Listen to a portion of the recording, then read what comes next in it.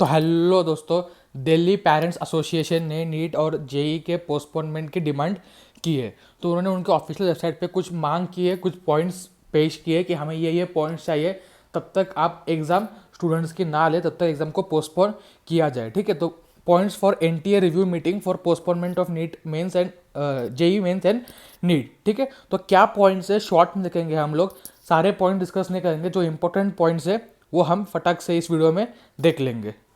इन्होंने यहाँ पे बहुत इंपॉर्टेंट कोड डाला है, a thirsty guy doesn't drink poison. ठीक है, तो वो गवर्नमेंट से मांग कर रहे हैं कि जब तक सिचुएशन नॉर्मल ना हो जाए या जो कोविड ग्राफ है वो डिक्लाइन पे ना आ जाए, प्रोबेबली टूवर्ड्स नवंबर दिसंबर। एक सेमिस्टर इंपॉर्टेंट नहीं है, उन्होंने ये भी मेंशन किया है सेमिस्टर इंपॉर्टेंट नहीं है, जो हेल्थ है सबसे पहली प्रायोरिटी होना चाहिए। ठीक है, तो ये दिल्ली पेरेंट्स एसोसिएशन की मांग है।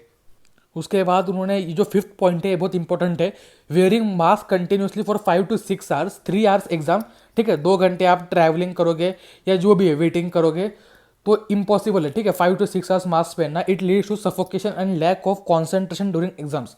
ये आपने खुद ट्राई कर लिया होगा घर पे, अगर आप 2-3 घंटे मास्क पहन के बैठते हो तो प्रॉब्लम हो सकती है। वेयरिंग मास्क एंड स्पेक्टेकल्स, ठीक है, ये इंपॉर्टेंट पॉइंट है।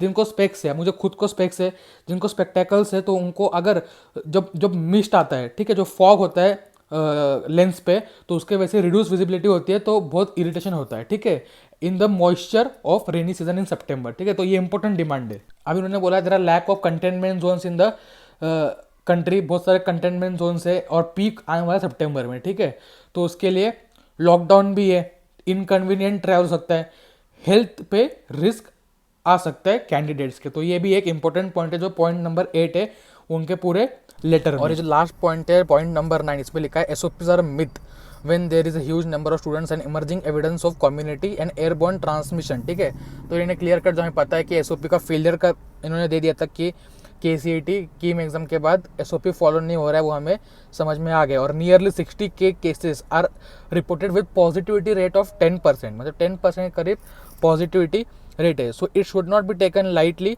एंड सीरियस परमानेंट डैमेज, ये जो इंपॉर्टेंट पॉइंट है 90% में है कि कोविड से रिकवर होने के बाद भी कुछ ना कुछ उसके जो है आफ्टर इफेक्ट्स रह जा रहे। तो ये थे कुछ important points Delhi parents association के तरफ से फॉर नीट और जेई पोस्टपोनमेंट। ठीक है, तो आप देखते हैं 14 को सुप्रीम कोर्ट में क्या होता है, किस तरफ केस जाता है और क्या एनटीए का एचआरडी मिनिस्ट्री का स्टैंड इस पे रहता है। तो तब तक आप लोग पढ़ते रहिए। चलिए दोस्तों, बाय बाय।